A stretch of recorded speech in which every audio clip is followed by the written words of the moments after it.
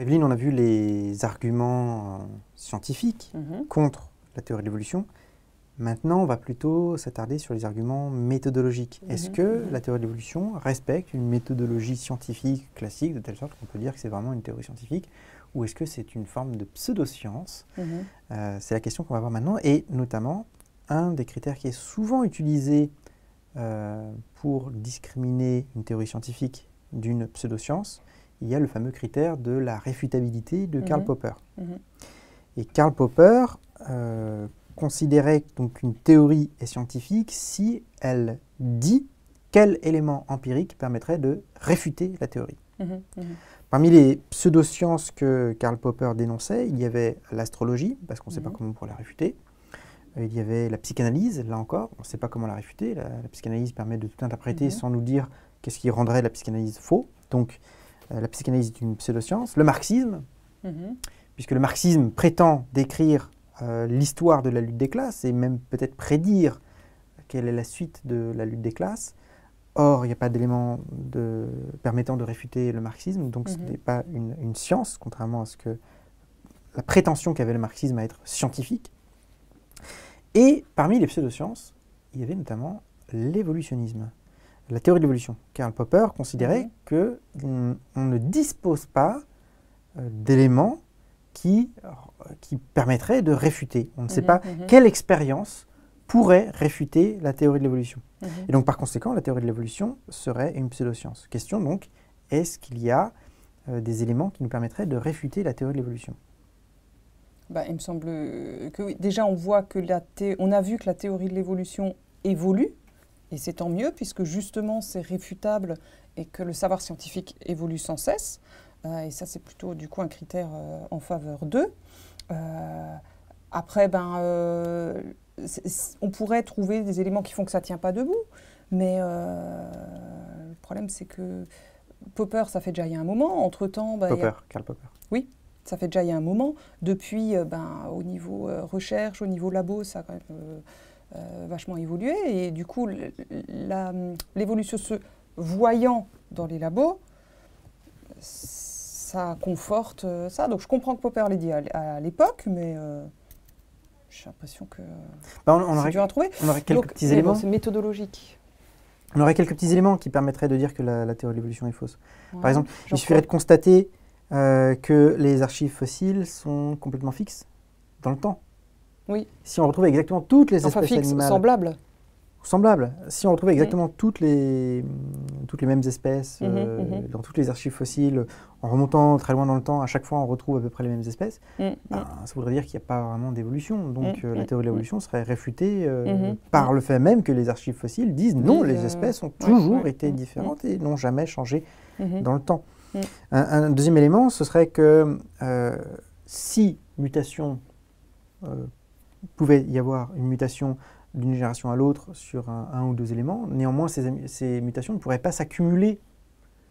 Et si on ne pouvait pas constater des accumulations de mutations dans le temps, alors là encore, l'idée d'un ancêtre commun et ensuite une diversification des espèces serait anéantie.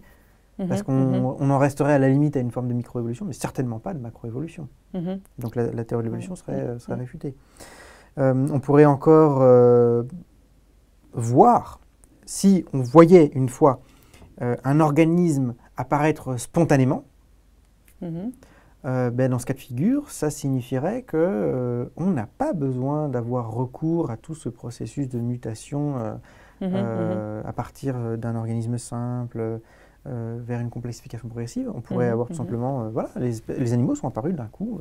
C'est l'idée de la génération spontanée. Si génération spontanée il y avait, alors plus encore que génération spontanée, carrément apparition d'une espèce comme ça de rien, dans ce cas de figure, ce serait une réfutation de la théorie de l'évolution. Encore que, on pourrait se dire que les deux pourraient fonctionner ensemble, pourquoi pas. Mais en tout cas, on ne pourrait pas dire que la théorie de l'évolution explique toute la diversité de toutes les espèces. Un autre élément qui est important, c'est le fait qu'on peut prédire également, à partir de l'ADN, de la différence d'ADN entre une espèce et une autre, le moment où elles ont divergé l'une et l'autre. Enfin, prédire, je ne sais pas si c'est prédire, mais on peut retrouver, on va dire. On peut rétrodire alors, si on veut. Voilà. Et on peut le confirmer via les archives fossiles. S'il n'y avait pas d'analogie, de concordance entre ces deux éléments, ces deux faisceaux de preuves, dans ce cas de figure, ce serait un argument contre la théorie de l'évolution. Donc on a quand même eu certains éléments qui permettent de réfuter la théorie de l'évolution si celle-ci était fausse. On a quand même des éléments de réfutabilité.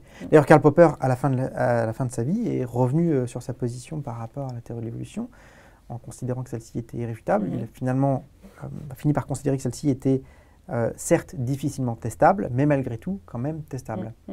Donc la théorie de l'évolution respecterait bien au moins ce critère de scientificité qu'est le fait de pouvoir être réfutable. Oui.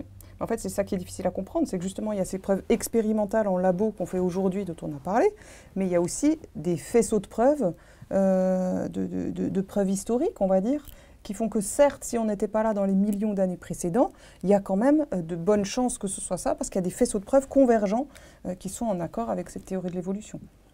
De la même façon que des historiens n'étaient pas sur place à la bataille d'Austerlitz, pour reprendre l'exemple qui est pris dans le guide critique de l'évolution, et que néanmoins c'est quelque chose qui est tout à fait accepté parce qu'il y a des faisceaux de preuves historiques. Alors justement, on en vient à cette question.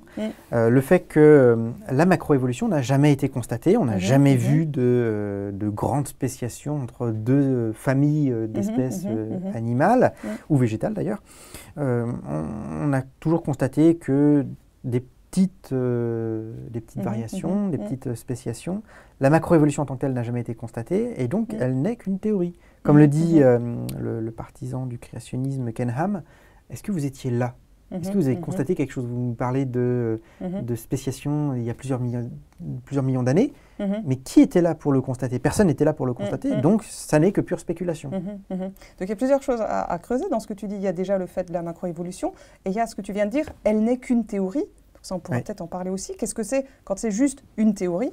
Mais si on commence par effectivement cette histoire de macroévolution, moi c'est ce que je demandais à Lecointre en atelier il y a déjà 10 ans, en lui disant mais la macroévolution, est-ce qu'elle a été constatée? Il me disait oui, avec le moustique du métro de Londres. Et effectivement, c'est un exemple qui est classiquement utilisé, c'est qu'on voit qu'il y a deux espèces de moustiques, une dans le métro, une à l'extérieur, et les deux ne peuvent plus se reproduire ensemble.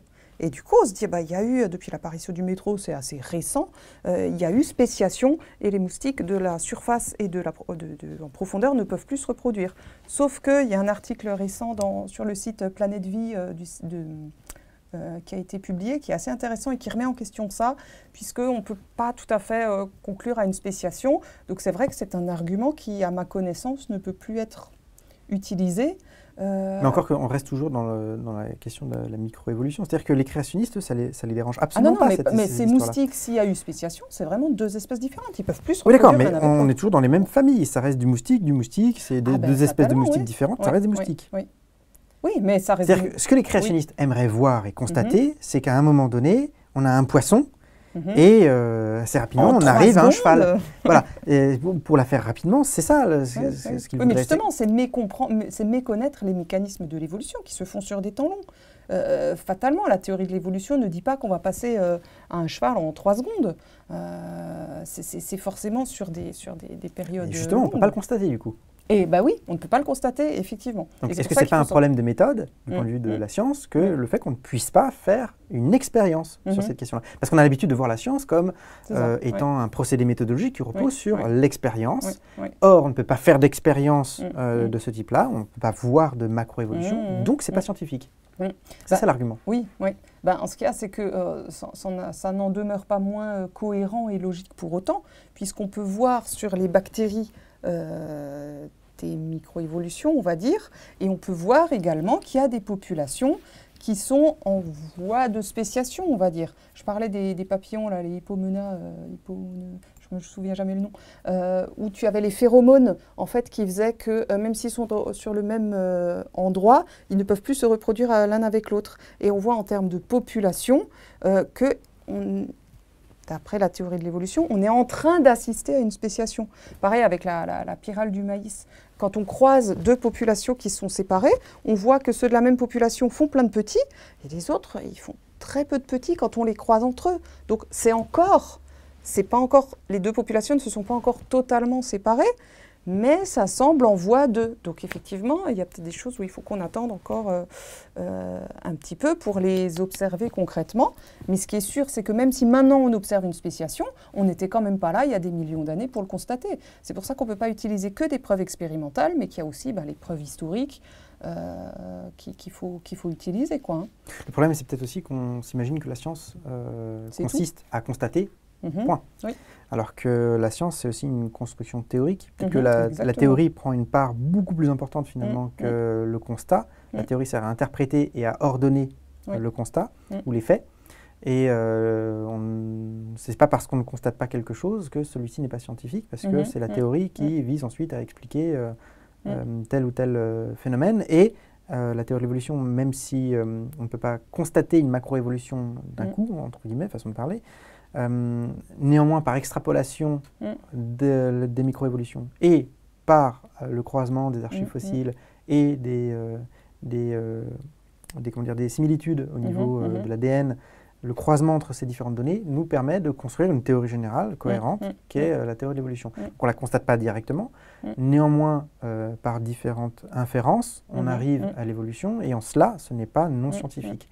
En fait, le problème, c'est peut-être la vision naïve. C'est plus le statut de la théorie, en fait, une vision naïve de la science et mea culpa peut-être pour les profs de sciences, parce que justement, ce qui est enseigné, on n'a pas le temps de tout voir, donc c'est vrai que parfois on arrive peut-être à des choses simplistes qui font croire que la science, c'est on se pose une question, on fait une expérience, on regarde les résultats, on interprète et basta. Alors que la science, quand on regarde au niveau historique, il y a plein d'allers-retours, il y a plein d'impasses, il y a plein de questionnements, il y a beaucoup de choses, c'est beaucoup plus complexe que ça. La preuve avec le Covid-19 actuellement, on se dit mais qu'est-ce qu'ils font, c'est scientifique?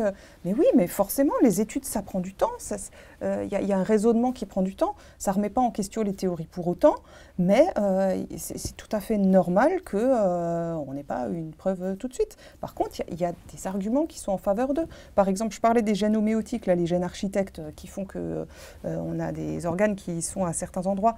Ces gènes homéotiques chez la souris, ils s'expriment juste au niveau, certains s'expriment juste au niveau des côtes, des vertèbres qui portent des côtes, et on voit que chez les boas, ces gènes, ils s'expriment tout le long du boa, ce qui paraît cohérent et ce qui permet d'expliquer que le boa, il n'a pas des membres qui le poussent, mais qu'il a des vertèbres avec côtes un peu tout du long. Donc c'est que des arguments comme ça qui sont en faveur d'eux et qui montrent que c'est cohérent. Et une théorie, moi c'est ce que je pensais aussi il y a fort longtemps, je me disais une théorie c'est quand c'est pas prouvé. Mais non, une théorie c'est la façon de mettre les faits entre eux. C'est comme si un fait, c'est une pièce de puzzle. On a l'habitude d'opposer parfois dans le sens commun, en tout cas, c'est qu'une théorie, la théorie et les faits. Tout à fait. Il y a les faits qui seraient vérifiés, et puis il y a la théorie, ce ne serait qu'une simple opinion, c'est-à-dire quelque chose qui n'est pas complètement raisonné, qui n'est pas complètement rattaché à des faits. Ça, c'est dans la façon classique de voir la théorie, mais épistémologiquement parlant, une théorie, c'est la façon la plus cohérente de coordonner des faits. C'est comme si vous aviez un fait qui est une pièce de puzzle.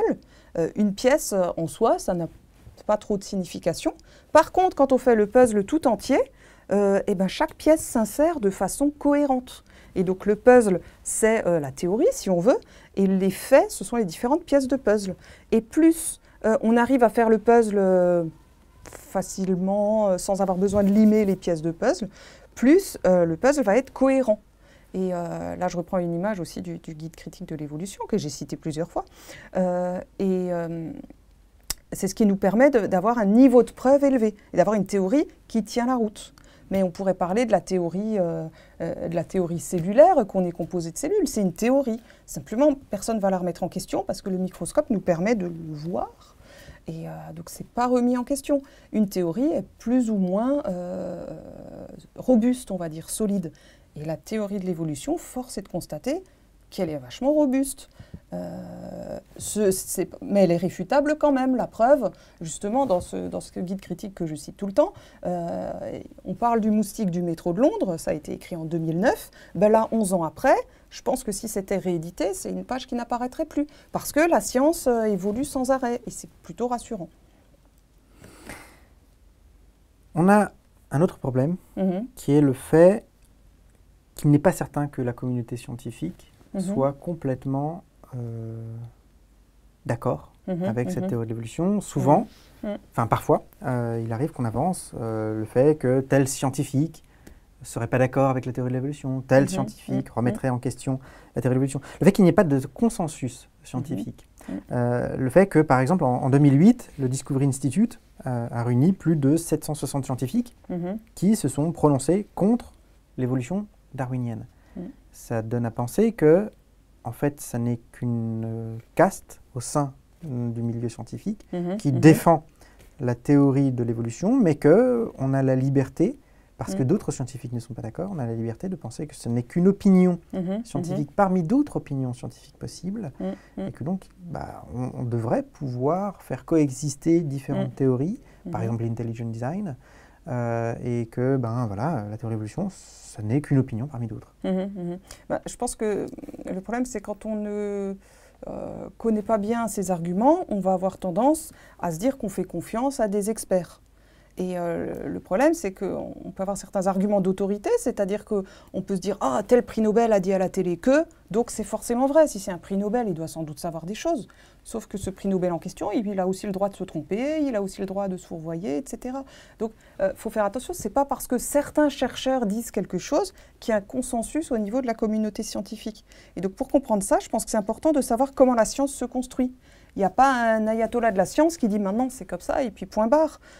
Quand on dit c'est au niveau de la communauté scientifique, ça veut dire que maintenant au niveau mondial, il y a un partage des savoirs scientifiques qui se font. Et comment se fait ce partage? Vous avez d'une part des colloques où des chercheurs se retrouvent et puis voilà, discutent de faits scientifiques. Et vous avez aussi des revues à comité de lecture. C'est-à-dire que vous avez des revues scientifiques, alors plus ou moins réputées, qui ont des comités d'experts. Et quand des chercheurs font une étude, pour la publier, ils doivent demander au comité de lecture de regarder leur étude. Et c'est ce comité qui va se prononcer pour dire s'il trouve que l'étude tient la route ou que le protocole est à jeter à la poubelle. Et d'ailleurs, c'est ce qu'on a vu pendant cette crise du Covid-19. C'était super intéressant à ce propos parce que le monde entier veut aller vite pour trouver quelque chose contre ce satané virus. Et donc, il y a plein d'études qui ont été pré-publiées. Et moi, j'ai vu beaucoup de trucs circuler sur Internet en disant « Ah, regardez ce que dit cette étude !» Sauf que des études pré-publiées, c'est des études qui n'ont pas encore été revues par un comité extérieur indépendant. Et du coup, certains experts ont dit « Vous êtes bien gentil, mais votre protocole ne tient pas la route. » Et donc, on ne peut pas la publier. Et donc, vous avez ce filtre, entre guillemets, qui permet de garantir une certaine cohérence. Quand quelque chose est publié dans une revue sérieuse, il y a plus de chances que ça tienne la route qu'un gars qui dit dans son coin « j'ai fait une étude » et qui a peut-être un intérêt financier derrière à la limite. Donc, c'est un gage de sécurité d'avoir ces revues à comité de lecture. On a eu des scandales récemment sur des études publiées récemment là, sur la chloroquine, je crois qu'on appelle ça. Il y a une étude qui a été publiée et qui a été ensuite rejetée quelques jours après ou quelques semaines après parce que l'étude a été mal faite. Pourtant, elle avait été publiée dans une revue à comité de lecture si ma mémoire est bonne. Il peut y avoir des erreurs. Et puis, il peut aussi y avoir des pressions.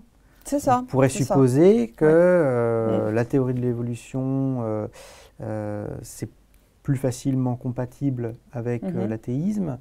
Et donc on veuille écarter certains arguments qui seraient moins favorables à l'athéisme. Et je pense à un exemple très concret, mais quand Mary Trezer avait découvert ces tissus mous de dinosaures, au début on lui a dit non, c'est faux, c'est pas possible. Il y a un problème, c'est forcément une pollution, mais ce n'est pas possible qu'on trouve des tissus mous de dinosaures. Est-ce qu'il n'y aurait pas des pressions de ce type-là des pressions et puis même des phénomènes psychologiques qui font qu'effectivement, peut-être certains scientifiques ça reste des humains avec leurs opinions. Et donc peut-être que certains, effectivement, peuvent être bloqués par ça. Je suis peut-être un peu naïve, mais j'ose espérer que globalement, au niveau de la communauté scientifique, il y a quand même une honnêteté intellectuelle qui fait que les gens vont être ouverts aux résultats. Alors quelque chose qui me rassure, c'est que justement ces revues à comité de lecture font que des chercheurs, quand ils veulent publier un truc, ils vont plutôt vérifier 3 fois que ce n'est pas démontable avant de le publier. Parce que s'ils le publient et que c'est démontable en 3 secondes, ils auront l'air très cons. Donc en général, un chercheur, il va quand même vérifier que ça tient vraiment la route. Et vous avez certaines recherches qui sont des nouvelles recherches, mais vous avez aussi des chercheurs qui simplement reproduisent des expériences qui sont passées ailleurs dans le monde pour voir si on retrouve les mêmes résultats. Puisqu'un des arguments, c'est justement que les résultats doivent être reproductibles par n'importe qui. Donc c'est quelque chose qui est en faveur de la robustesse ce qui est des donc savoirs. important à retenir, c'est que quand on parle de communauté scientifique, on ne parle pas simplement du fait qu'un tel a dit cela et puis tout le monde se range à son avis, on fait un vote, etc. C'est aussi le fait qu'on reproduise des expériences, où on essaye de reproduire des données, où on essaye de reconstruire les raisonnements de part et d'autre. Et c'est ça qui... c'est le fait qu'une même expérience ou de mêmes raisonnements peuvent être suivis par plusieurs personnes, par plusieurs scientifiques, que dans l'ensemble, on reconnaît que ça a l'air fiable.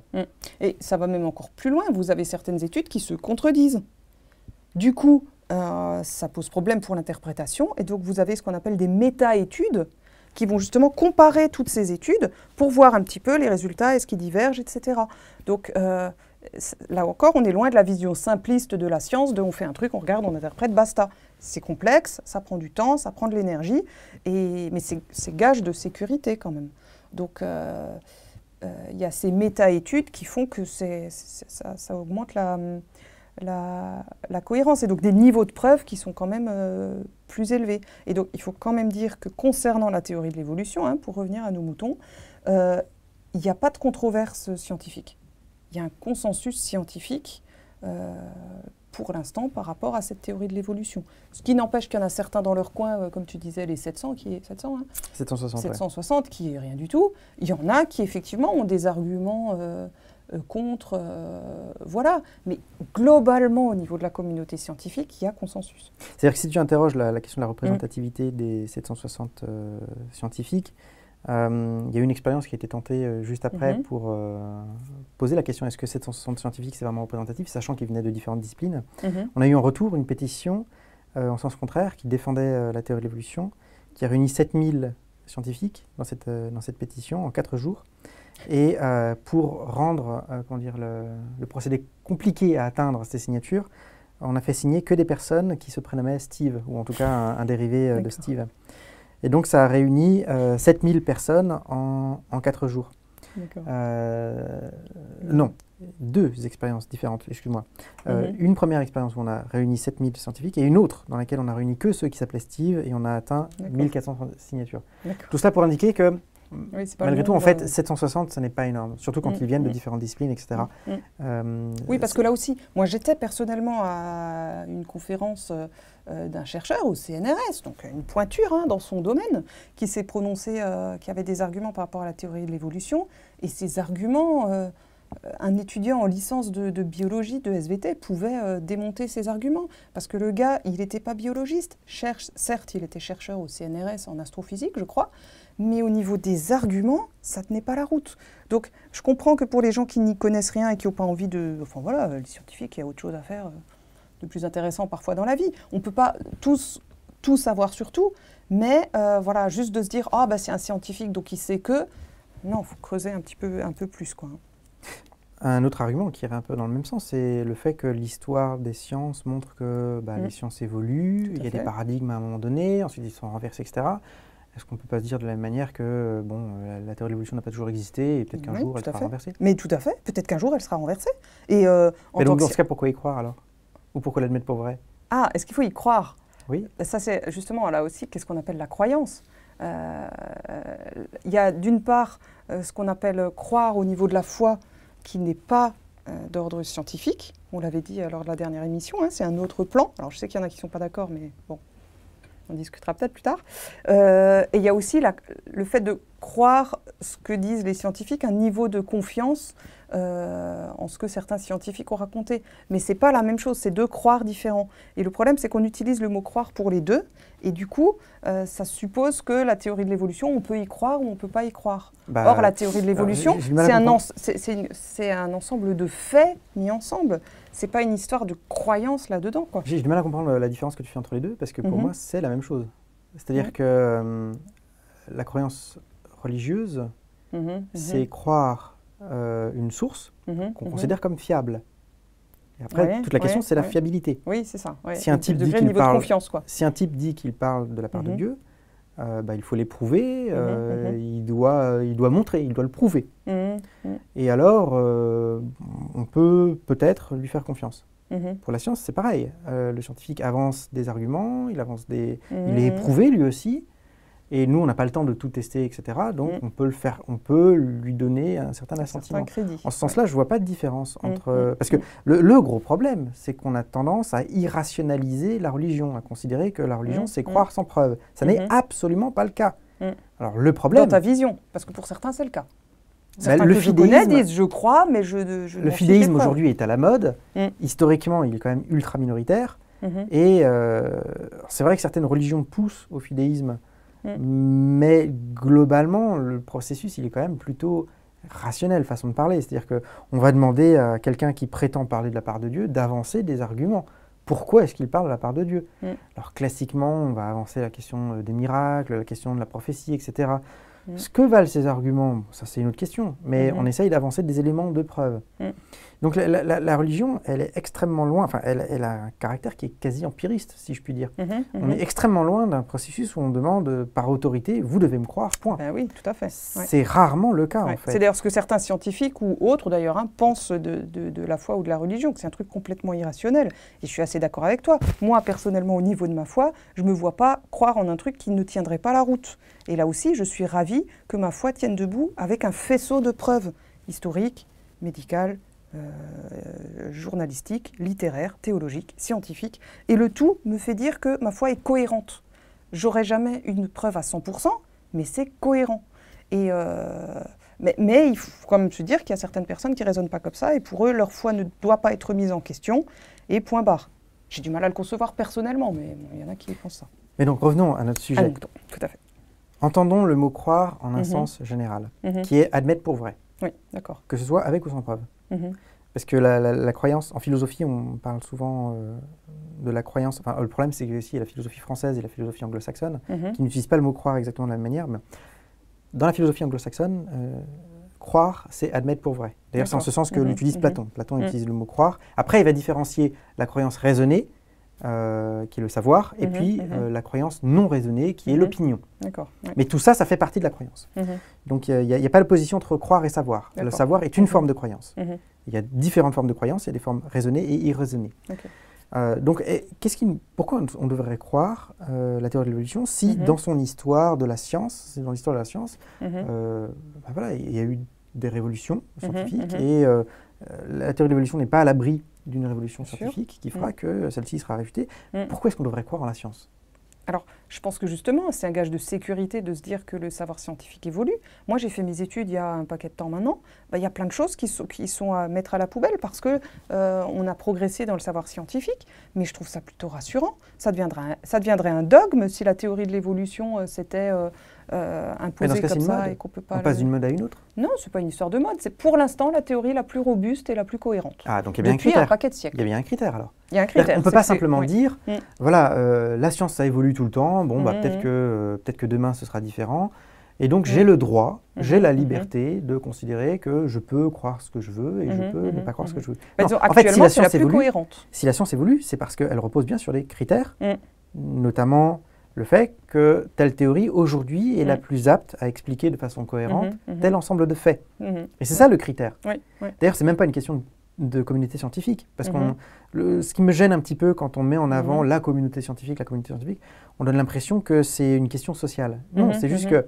Non, c'est une question d'argument. Cette communauté scientifique elle-même se fonde sur l'idée que telle théorie, aujourd'hui, est la plus cohérente pour expliquer tel ensemble de faits. C'est juste que nous, on n'a pas le temps de vérifier tout cela. C'est pour ça qu'on passe par l'intermédiaire de la théorie scientifique, mais la communauté scientifique en tant que telle n'est pas le critère. Tout à fait. C'est-à-dire qu'elle-même repose sur un critère objectif, qui est la capacité d'une théorie à expliquer un ensemble de faits. Et donc c'est ça, en fait, qui dicte, qui oblige le fait de croire ou de ne pas croire en telle ou telle théorie. Et donc le fait qu'il y ait une histoire des sciences qui évolue, ça n'est pas un permis de croire ou de ne pas croire ce que la science dit aujourd'hui. Tout à fait. Mais c'est de rester assez ouvert pour se dire que, bah oui, pas de souci. Si on avait de nouvelles données, on pourrait changer d'avis. Voilà, tout à fait. Mais ce sont les données, du coup, qui dictent notre avis, et non pas... Mais pas les données seules, pas les faits seuls, les faits qui sont dans une théorie. Parce qu'un fait seul, on peut trouver un petit fossile. Si on n'a pas justement la théorie qui est la vision d'ensemble, on ne pourra pas l'interpréter. Donc c'est vrai que là aussi, classiquement, on se dit il suffit d'observer et puis on interprète. On observe au sein d'une théorie, si on veut. Mais cette théorie pourra être affinée, réfutée, acquérir encore en plus de cohérence au fil du temps. Alors on pourrait se poser la question, est-ce que du coup il n'y a pas des alternatives à la théorie de l'évolution? Donc tu dis qu'il y a un consensus, mais le créationnisme, l'intelligent design se présentent comme des alternatives. Pourquoi est-ce qu'on ne pourrait pas les considérer? Par exemple, le créationnisme dit qu'on peut avoir un autre paradigme. J'ai vu récemment un ensemble d'émissions sur YouTube qui vient d'être publié. Je ne sais plus comment ça s'appelle, mais on peut le trouver. C'est traduit dans toutes les langues en plus. Ils ont fait un gros travail dans lequel ils n'arrêtent pas de présenter ce qu'ils appellent un paradigme biblique. Le paradigme biblique, il dit que la Terre est jeune et qu'il faut relire toutes les données en fonction de ce paradigme. Il se base énormément sur Thomas Kuhn qui dit que voilà, il y a différents paradigmes qui expliquent les faits et on peut envisager différents paradigmes. La question c'est quel paradigme explique le maximum de faits.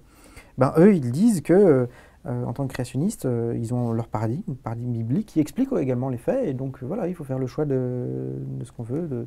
Ça me paraît un petit peu dangereux parce que la Bible ne dit pas que la Terre a 6000 ans. C'est une certaine interprétation de la Bible qui fait croire. Littéralement parlant, on n'est pas sur une Terre qui fait 4 milliards d'années ou 5 milliards d'années, je veux dire. Oui, mais je veux dire, même la Bible ne dit pas ça. Enfin, ça ne remet pas en cause, je pense, la Bible, mais la façon de la lire, l'interprétation qu'on en fait. Si on suppose qu'il faut suivre une lecture littérale et non pas littéraire, on est plutôt sur un schéma d'une Terre jeune quand même. On n'est pas sur le schéma d'une Terre qui a je ne sais pas combien de milliards d'années. Bah, si on prend les 7 jours de la Genèse et qu'on en fait des jours de 24 heures, oui, certes, mais bon, comme on l'a dit à notre précédente émission, est-ce que c'est l'interprétation la plus cohérente? Je ne suis pas sûre. Alors, un argument qui a souvent été utilisé pour dire que on ne peut pas accepter le créationnisme et l'intelligent design comme des arguments scientifiques. Parce que c'est ça, en fait, la question. Est-ce qu'il y a des alternatives à la théorie de l'évolution?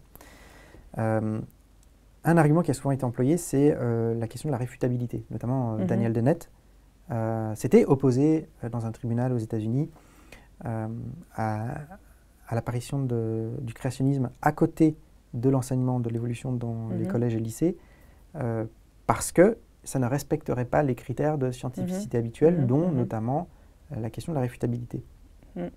Le problème, c'est que justement, il avance aussi par ailleurs des arguments comme quoi le créationnisme est réfuté. Donc le créationnisme est réfutable. Le problème, en fait...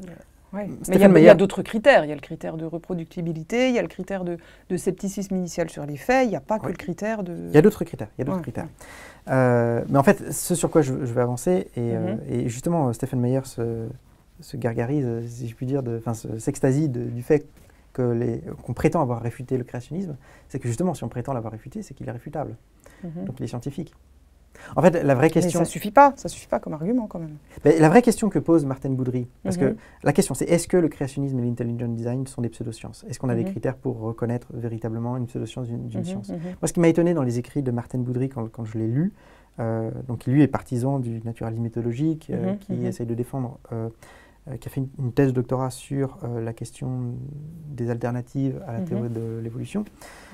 Lui, ce qu'il dit, c'est qu'en fait, il n'y a pas de critères vraiment clairs, fiables, et qu'on a abandonné cette idée qu'il y aurait des critères distinctifs, vraiment discriminants entre une théorie scientifique et une pseudoscience. En fait, il y a plus des familiarités. C'est difficile de réussir à vraiment discerner.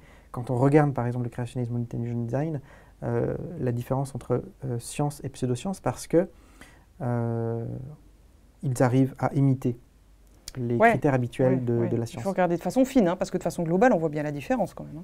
Ben, en fait, là où ça va se jouer, d'après Martine Boudry, là où ça va se jouer, c'est pas sur les critères de démarcation. Il vaudrait mieux abandonner ce type de critères. Il vaudrait mieux se concentrer sur le contenu. Est-ce que c'est réfuté ou pas? Si c'est réfuté, voilà, c'est fini, l'affaire est réglée. Et d'une certaine manière, Martine Boudry dit le créationnisme aurait pu prétendre être une théorie scientifique. Alors après, se pose la question, est-ce qu'une hypothèse surnaturaliste peut avoir un sens en science? Oui, là, on revient sur du naturalisme. Voilà, on revient sur la question du surnaturalisme, sur la question du naturalisme méthodologique. Comment est-ce qu'on fait pour reconnaître une intervention divine en science? Est-ce que ça a du sens? Moi, je pense que ça n'en a pas. Je pense que la science ne peut pas reconnaître une telle chose. Donc là-dessus, je ne suis pas d'accord avec Martine Boudry. Mais sur la question des critères de démarcation, Martine Boudry est assez prudent et dit que c'est pas si simple. On ne peut pas dire comme Daniel Dennett le disait, le créationnisme n'est pas réfutable, l'intelligent design n'est pas réfutable, donc ce n'est pas des théories scientifiques. En fait, il faut aller un peu plus loin. Il faut aller un peu plus loin. Voilà. Et et du coup, le problème du créationnisme, le problème de l'intelligent design, c'est pas le fait qu'il ne respecte pas les critères de scientificité. Alors, je ne parle pas du créationnisme biblique, tout simple, qui dirait la Bible dit que, donc voilà. Mais je parle d'un créationnisme qui se revêt de la forme de la science. Le problème, c'est plutôt le fait que ça ne tient pas face à un ensemble de faits. On a quand même des bonnes raisons de penser que la théorie de l'évolution est la meilleure théorie explicative, et donc c'est pour ça qu'on y adhère. Mais moi, j'ai du mal quand même à cette distinction entre les deux, parce que, on revient un peu à ce qu'on disait la dernière fois, la théorie de l'évolution ne dit rien de est-ce qu'il y a un créateur ou pas, parce qu'elle n'en a pas les moyens, elle n'a pas les moyens de le tester. Enfin, tu as assez parlé de naturalisme méthodologique, quoi. Du coup, ça me gêne un petit peu quand on oppose les deux. Mais bon. Disons que la théorie de l'évolution permet de se dispenser d'une intervention divine à l'intérieur du cours de la nature. Oui, mais la théorie de l'évolution, elle dit quoi? Elle dit les choses évoluent. Voilà. Bon. Mais elle ne dit rien en termes d'astrophysique, elle ne dit rien du Big Bang, elle ne dit rien du reste. On ne parle pas de ça. Là, on parle juste de la diversité des espèces. Est-ce que dans la diversité des espèces, pour les expliquer, on a besoin d'une intervention d'un créateur dans le cours de la nature? La théorie de l'évolution dit, non, on peut l'expliquer mécaniquement et naturellement. Ça ne veut pas dire que Dieu n'existe pas. Ça ne veut pas dire que Dieu n'est pas à l'origine de l'univers et qu'il avait prévu tout le processus évolutionniste. D'ailleurs, il existe un mouvement qu'on appelle le théisme évolutionniste, dont Francis Collins est un représentant aux États-Unis, par exemple. Donc, il existe des théistes évolutionnistes. Ça ne veut pas dire que Dieu n'existe pas. Par contre, c'est juste que pour expliquer l'évolution, on n'a pas besoin de dire que voilà, Dieu, à un moment donné, il est intervenu dans le cours de la nature pour faire que telle espèce existe. Voilà. C'est ça la différence. Et les créationnistes et l'intelligent design disent non. Non, il faut absolument qu'à un moment donné, Dieu soit intervenu dans le cours de la nature parce que la nature, par elle-même, n'y serait pas parvenue. C'est ça la grande différence entre les deux. Et encore, la théorie de l'évolution actuelle explique beaucoup de choses, mais il y a plein de choses qu'on ne sait pas. Enfin, tu disais avant, on n'a pas encore constaté la macroévolution de nos yeux. Effectivement, on n'a pas encore pu voir qu'on passe de molécules non vivantes à un organisme vivant. Enfin voilà, il y a plein de choses qui sont une énigme. Est-ce qu'on va choisir... Après, la théorie de l'évolution ne prétend pas expliquer le passage de l'inerte tout à fait, exactement. C'est seulement à l'intérieur du vivant, la diversification du vivant. C'est ça. C'est en ça que je disais la théorie de l'évolution, c'est bien beau, mais il y a plein d'autres choses, plein d'autres domaines pour lesquels je ne suis pas compétente. Et après, est-ce qu'on va choisir là aussi de mettre Dieu là derrière ou pas? Moi, en tant que croyante, je pense évidemment que Dieu est derrière tout ça et dans tout ça, mais ce n'est pas la science qui va le dire, c'est la foi, quoi. Après, il faut faire la différence entre différents types de théories créationnistes, on va dire ça comme ça. Il y a un créationnisme terre jeune, qui veut dire que voilà, la Terre a moins de 10 000 ans, l'univers lui-même a moins de 10 000 ans, etc. Et puis, il y a des formes plus subtiles. Par exemple, l'intelligent design. Alors, il y a différents mouvements à l'intérieur de l'intelligent design, mais certains sont d'accord pour dire que l'univers a 15 milliards d'années, enfin 13 milliards d'années, d'accord pour dire qu'il y a un ancêtre commun, ce qui n'est pas gagné pour tous les mouvements créationnistes, mais certains, dans l'intelligent design, acceptent cette idée-là, sont d'accord pour dire qu'on ne sait pas si c'est Dieu ou si c'est autre chose. En tout cas, c'est un Dieu de manière générale. Ça va contre le... Parce qu'il y a des caricatures, comme par exemple le pastafarisme est une caricature de l'intelligent design, une caricature qui dessert, en fait, à mon avis, l'évolutionnisme, parce que toute caricature dessert son propos, je pense. Et en tant que tel, dire que voilà, c'est un Dieu alcoolique, enfin c'est un alcoolique, un plat de spaghettis alcoolique qui a créé des espèces n'importe comment, et on essaye de décrire cela comme justement un plat de spaghettis avec des boulettes de viande, etc. En anthropomorphisant au maximum, ou en tout cas en spaghettisant au maximum, en spaghettimorphisant, je sais pas, la forme de spaghetti, pour essayer de caricaturer une forme d'anthropomorphisme dans le Dieu. Là, dans l'intelligent design, on a affaire à quelque chose qui est beaucoup plus subtil, beaucoup plus abstrait. On parle juste d'une intelligence qui pourrait tout à fait surnaturelle, qui pourrait tout à fait correspondre au Dieu des philosophes grecs. C'est-à-dire que les partisans de l'intelligent design disent on ne dit pas que c'est le Dieu des chrétiens, on ne dit pas, même d'ailleurs la notion de Dieu, il faut simplement l'entendre comme une intelligence surnaturelle. Ça pourrait être le Dieu d'Aristote, ça pourrait être le Dieu des philosophes grecs, il ne faut pas le voir forcément comme un Dieu qui est révélé, etc. Donc c'est beaucoup plus subtil que ça, il y a différentes théories. Et quelqu'un comme Michael Behe, par exemple, à l'intérieur du mouvement de l'intelligent design, finalement assemble exactement les mêmes faits que ceux qui sont dans... la théorie de l'évolution, a les mêmes choses. C'est juste que lui, ce qu'il ne veut pas, enfin ce qu'il n'arrive pas, c'est avec le problème de la complexité irréductible. Ça lui pose problème, et pour lui, il faut qu'à un moment donné, il y ait une intelligence qui intervienne pour faire ce passage-là. Alors la question, c'est est-ce que c'est valable ou pas? On a vu qu'on pouvait le contester, et donc il n'y a pas de raison de l'admettre. Mais c'est juste ça. Il faut, à mon avis, ça dessert le propos de la théorie de l'évolution que de caricaturer les créationnistes et l'intelligent design comme des imbéciles finis. Je pense que c'est important. Alors après, Michael Behe prétend lui-même aussi que sa théorie elle est réfutable. Il dit par exemple qu'il suffirait d'élever en laboratoire des bactéries n'ayant pas de flagelles, et puis de voir si à un moment ou à un autre, elles ont des flagelles. Si elles ont des flagelles, eh bien alors ça réfuterait sa théorie. Donc il essaye de rentrer à l'intérieur du cadre du critère de réfutabilité proposé par Karl Popper. Problème, on peut toujours se demander, mais si on prétend que Dieu est intervenu à un moment donné, pourquoi est-ce qu'on ne pourrait pas dire que justement, là, dans cet élevage en laboratoire, les bactéries qui viennent d'avoir un flagelle ne viennent pas de l'avoir surnaturellement? Bah oui. Comment réussir à distinguer le surnaturel du non surnaturel? Et là, en fait, et puis c'est aussi supposer que l'évolution va toujours, entre guillemets, aller dans le même sens. On ne peut pas mettre l'évolution comme sujet d'une phrase, mais que avec les lois de l'évolution, que ça évolue toujours dans le même sens, pas forcément. Il y a des caractères qui sont là, qui ne sont pas là, qui sont sélectionnés, qui ne sont pas sélectionnés. Si maintenant on devait refaire l'histoire du monde, je ne suis pas sûre qu'on aurait exactement la même chose au final. Il pourrait y avoir d'autres, si on change juste certains facteurs, il pourrait y avoir des oui, c'est ça. À facteurs égaux, on devrait normalement avoir... C'est-à-dire que c'est une théorie déterministe, quand même, normalement. Après, on avait déjà fait cette discussion par rapport à Elliot Suber qui prétendait que peut-être qu'il y avait une influence de la mécanique quantique sur les processus de mutation, et donc par conséquent qu'il y avait une part d'indéterminé. Oui, mais même hors mécanique quantique, il suffit d'avoir une toute petite variation de facteurs. Oui, mais en ce cas, on reste dans le déterminisme. Le déterminisme dit que à cause égale, nous avons les mêmes effets. Évidemment, si on change légèrement les causes, on aura des effets différents. D'ailleurs, le déterminisme le dit, c'est forcément ce qui doit arriver, parce que ce sont les causes qui déterminent les effets. Donc si on varie légèrement les causes, il est normal qu'on ait des effets. Mais donc ton chercheur en laboratoire avec ces bactéries-là, est-ce qu'il va y avoir un flagelle ou pas? C'est pas parce qu'il n'y a pas de flagelle qu'on peut dire qu'il n'y en a pas eu par le passé. Ça ne tient pas la route. Il pourrait très bien y avoir eu une apparition de flagelle par le passé et que le gars n'arrive pas à le reproduire en laboratoire. Ça ne veut pas dire que ça n'a pas eu lieu. Ah mais non, son critère c'est plutôt un critère de réfutabilité. C'est-à-dire que si... Oui, c'est l'inverse. Si on arrivait à l'avoir... Si on arrivait à l'avoir, dans ce cas ça montre que la nature peut par elle-même produire, peut faire en sorte que une bactérie est... J'en comprends la nature un petit peu, mais où je la personnalise. Mais on peut avoir naturellement une bactérie avec un flagelle. La question c'est maintenant, comment est-ce qu'on fait pour savoir si c'était le cas? Est-ce que c'est Dieu ou pas? Et en fait, toute la question c'est est-ce qu'il y a des critères qui permettent de reconnaître une intervention divine ou pas? S'il n'y a pas de critères fiables de ce type-là, dans ce cas, pourquoi faire intervenir Dieu dans les sciences? Au niveau scientifique, je ne vois pas quels critères on prend. Donc, quelle expérience on pourrait faire? Et c'est pour ça que le naturalisme méthodologique dit « la science ne s'occupe pas des catégories immatérielles » parce qu'elle n'en a pas les moyens techniques. Voilà.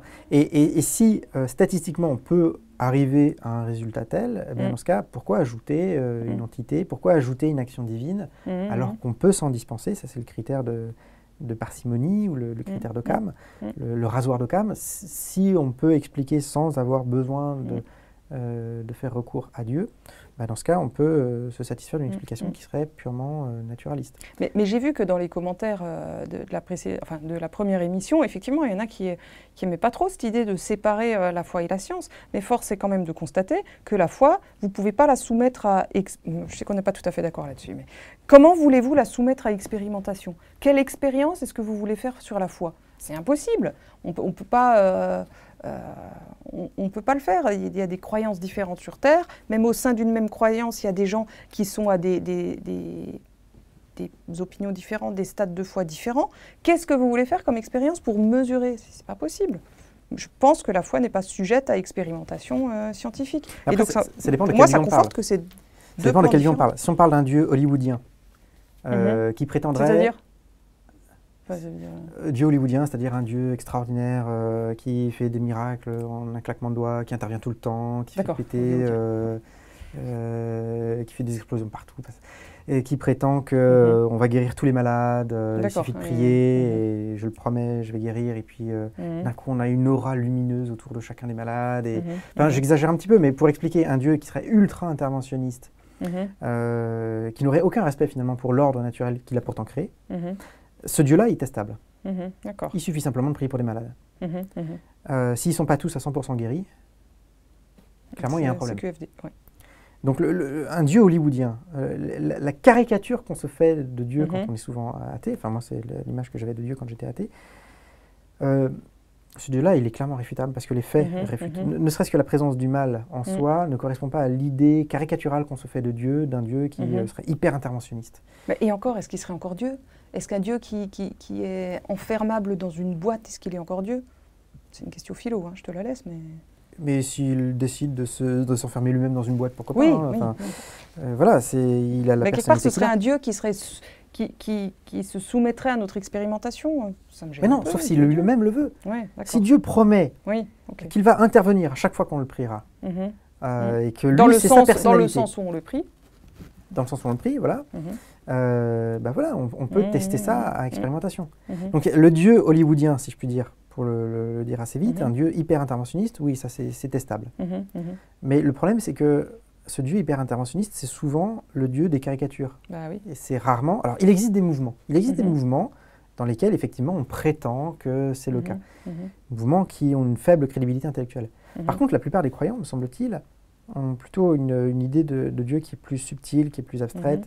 On voit bien un Dieu qui aurait pu intervenir de temps en temps subtilement, doucement, mais rarement en perturbant l'ordre naturel. C'est assez rare l'idée, j'ai l'impression hein, que Dieu soit, en tout cas en Occident, l'idée d'un Dieu qui serait hyper interventionniste et qui n'aurait aucun égard pour l'ordre naturel qu'il a pourtant lui-même créé. On a plutôt tendance à voir Dieu justement agir par des causes secondes, agir par telles circonstances, etc. Et moins un Dieu qui n'a que faire des circonstances et qui renverse tout sur la table pour pouvoir imposer ce qui lui semblerait juste. Dans une idée d'un Dieu qui est plus subtil, là par contre, on ne peut pas faire une expérimentation. Ça paraît très difficile de voir comment on pourrait tester une telle chose. Parce que si Dieu justement a créé l'ordre naturel et qu'il a un égard pour cet ordre naturel, qu'il a créé selon sa sagesse, il va intervenir assez rarement finalement. Et justement, c'est quelque chose que je trouve intéressant dans l'intelligent design parce que contrairement à un créationnisme fixiste pur et dur qui aurait tendance à dire que voilà, Dieu il a tout fait de A à Z dans chacune des espèces, si on voit plus un Dieu qui, une fois de temps en temps, pourquoi pas, allez, pousse un tout petit peu quelque chose sans aller plus loin, ça explique tout ce qu'on pourrait voir comme défaut dans l'évolution. Le fait qu'il y ait des schémas communs. C'est une question de valeur aussi.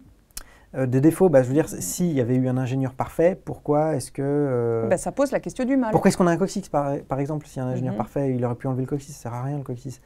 Ce genre mais il me semble choses. que ça pose plus la question du mal, effectivement. Oui, mais si on a un Dieu qui est plus subtil, le mal se comprend très bien, les défauts de conception, façon de parler, se comprennent très bien, le fait qu'il y ait des mutations négatives, ça se comprend très bien, tout ça se comprend très bien finalement. Donc l'idée, c'est quelle idée le problème, c'est quelle idée on se fait de Dieu. Tout à fait.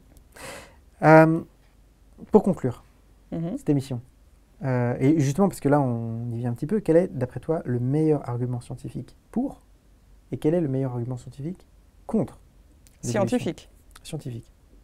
Mais je te laisse... Oui. Alors le meilleur argument scientifique pour, c'est que ça se voit. Quand on regarde la biodiversité, qu'on voit qu'on observe des espèces nouvelles tous les jours, c'est quand même une théorie qui est très très cohérente et qui résiste pour l'instant à l'épreuve du temps. Donc ça me paraît être le meilleur argument, c'est que ça tient la route. Voilà. Le meilleur argument contre, mais il n'est pas scientifique, c'est que ça ne se voit pas à l'œil nu. Enfin, vous allez dehors, vous regardez le soleil, vous voyez bien que le soleil il fait ça dans le ciel, et donc on a l'impression que le soleil tourne autour de la Terre. La science nous dit que non, c'est la Terre qui tourne autour du soleil, mais c'est contre-intuitif. C'est pareil, la théorie de l'évolution n'est pas intuitive, parce que intuitivement, on voit des chats qui font des chats, des chiens qui font des chiens, basta. On n'observe pas avec nos yeux de l'homme de la rue, on va dire, on n'observe pas l'évolution. Et du coup, c'est difficile à comprendre et surtout, c'est vite caricaturé. Moi, j'ai vu plein de personnes qui caricaturaient la théorie de l'évolution et du coup qui ne comprenaient pas. Alors j'espère que maintenant ça va un petit peu mieux. Et effectivement, un autre argument contre, c'est que Non, il y a cette histoire de passage du non-vivant au vivant, mais ça, c'est-à-dire que ça ne fait pas partie. Ça appartient pas. Enfin, on peut croire. Enfin, des gens peuvent oui. croire que la théorie de l'évolution explique le passage de l'inerte au vivant, mais c'est pas le cas. En tout cas, moi, s'il y avait cette prétention, c'est ce qui me paraîtrait le plus en défaveur, quoi. Et puis il y a le fait que mais c'est même pas un argument, que la macroévolution n'est pas encore vue. Mais ça me paraît être pas un argument scientifique parce que c'est tout à fait logique. Dans ce faible nombre d'années, ça me semble à peu près évident. Donc ça me semble pas tenir à la route vraiment. Moi, je crois que l'argument qui est à la fois pour et contre la théorie de l'évolution, alors c'est pas vraiment un argument scientifique, mais c'est un argument méthodologique que je trouve le plus pertinent, c'est le naturalisme méthodologique. C'est-à-dire que si Dieu intervenait, on ne voit pas comment on pourrait détecter une intervention divine, comment on pourrait...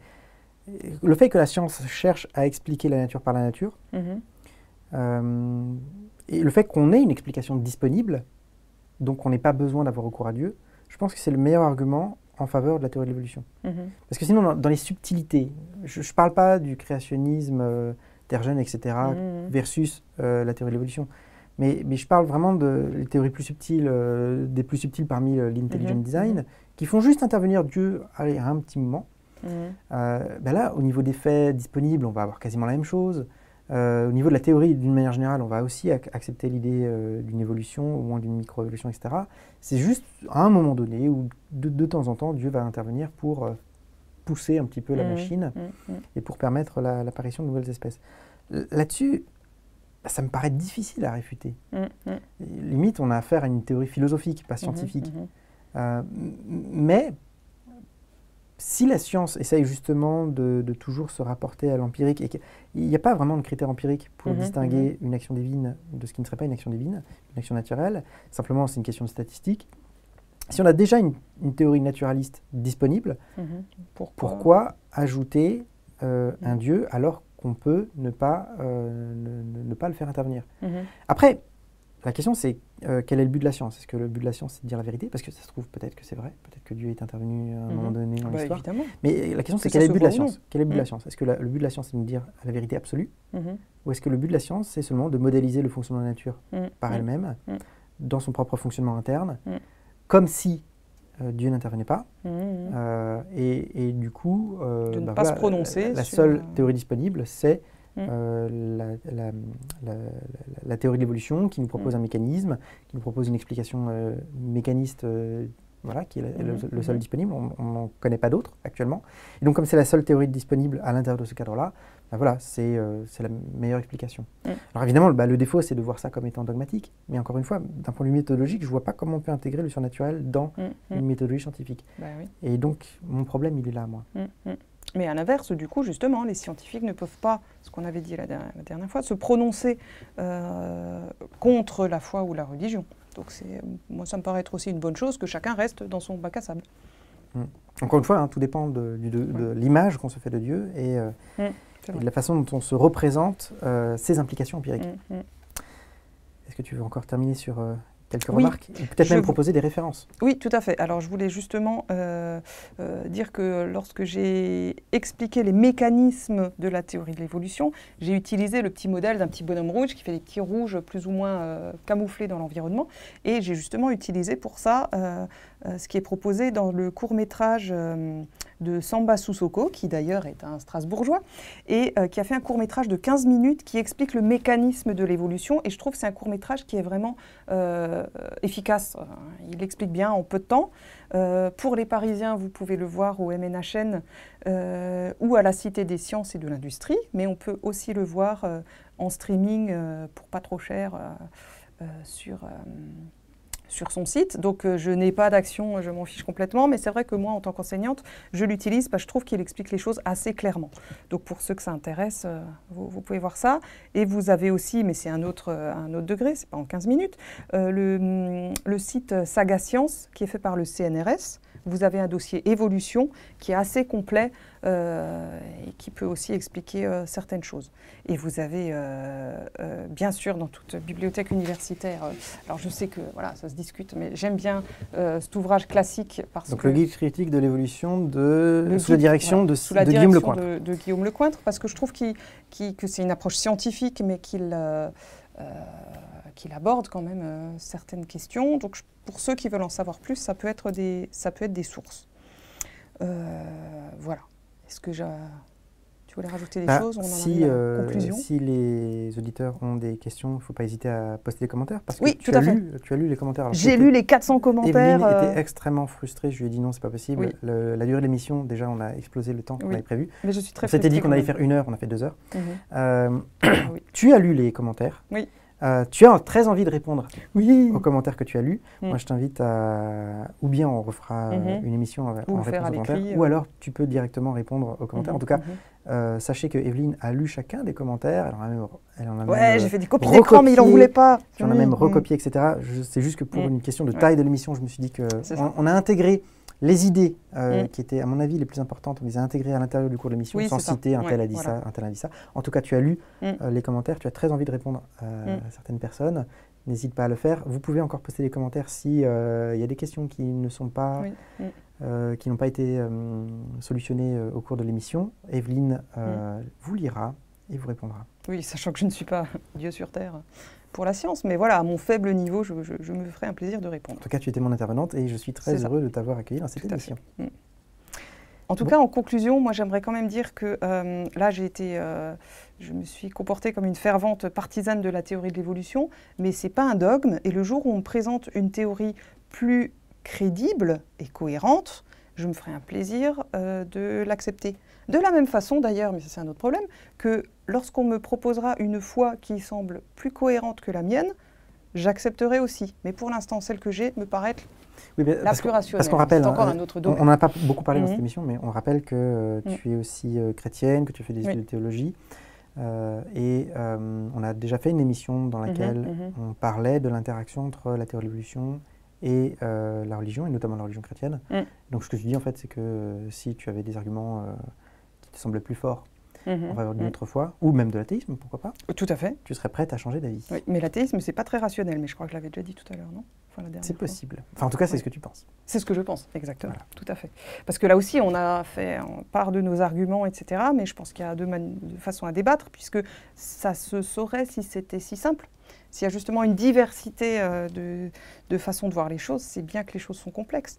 Mais ce que j'aimerais quand même dire, c'est qu'à certains... Ou alors, on retombe dans la caricature. Il y a des imbéciles qui croient en Dieu, sans preuve, sans argument. C'est des gens stupides.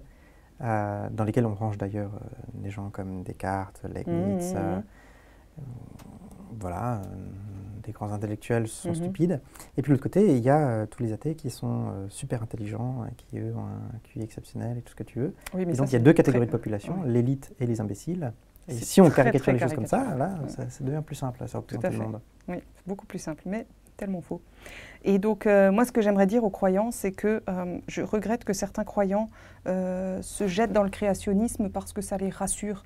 Et que dans la Bible, dans Acte 5, verset 39, il y a la phrase suivante « Ne courez pas le risque d'avoir combattu contre Dieu ». Et moi, je ne voudrais pas être créationniste toute ma vie et quand je rencontrerai l'Éternel, qui me dise « Pourquoi c'était pas ce combat-là à faire? Tu t'es trompé de combat ». Et c'est pour ça que moi, je trouve ça important de creuser ces questions parce que c'est légitime. Mais après, je ne sais pas si ça vaut le coup de passer sa vie entière à lutter pour ou contre certaines idées, quoi. Donc ça me paraît important à dire. Ou alors Dieu est créationniste et il attend de nous qu'on défende le créationnisme. Oui, c'est ce que tu... on peut retourner l'argument dans l'autre sens. On peut retourner l'argument, effectivement. Mais personnellement, je trouve que c'est tellement plus intelligent que Dieu ait créé l'évolution que je trouve ça assez prodigieux. C'est-à-dire, on va peut-être éviter de rallonger la mission, mais en fait, il y a deux représentations de Dieu, je dirais. D'un côté, le créationniste va insister sur, je dirais, la puissance de Dieu, la capacité à intervenir dans le cours de la nature. De l'autre côté, l'évolutionniste théiste dira que Dieu est très intelligent et que du coup, il utilise l'ordre qu'il a lui-même créé pour obtenir ce qu'il a souhaité. Donc un Dieu plus calculateur. Ouais, et soit on va insister sur un Dieu intelligent, je dirais, soit on va insister sur la puissance de Dieu. Et on a deux images de Dieu qui sont légèrement différentes. Effectivement. En tout cas, pour en revenir à ma conclusion, c'est que l'évolution, elle nous permet de comprendre, certes, ce qui s'est passé autrefois, mais elle nous permet aussi de comprendre la planète aujourd'hui et ce qu'elle peut être demain. Et d'ailleurs, notre impact de nous qui sommes l'Adam, qui sommes l'humain et qui avons la responsabilité de la planète, qu'est-ce qu'on va en faire? Et donc la théorie de l'évolution, elle peut nous aider à comprendre les mutations, la recherche en agronomie, etc. Il y a plein d'implications et du coup, ça en appelle à notre sens civique, j'allais dire, et citoyen, pour préserver cette belle planète sur laquelle nous sommes. Voilà. Et sur ce mot de la fin, préserver la planète, être responsable face à la nature. On va terminer cette émission. En tout cas, je suis très content de t'avoir reçu dans cette émission pour parler de la théorie de l'évolution, aussi bien sur son aspect théologique que son aspect scientifique. Je vous invite à revoir la première émission, cette deuxième émission, et puis les deux émissions intermédiaires que j'ai faites sur le naturalisme méthodologique, qui expliquent peut-être un peu mieux mon positionnement, qui est légèrement plus mesuré, je dirais, qu'au tout début. Donc, positionnement légèrement plus mesuré. Je pense que c'est intéressant de revoir les différentes émissions. En tout cas, je suis très, très content de t'avoir reçu dans cette émission. Peut-être à une prochaine fois. Plaisir. Avec plaisir. Et je vous dis à très bientôt. À bientôt.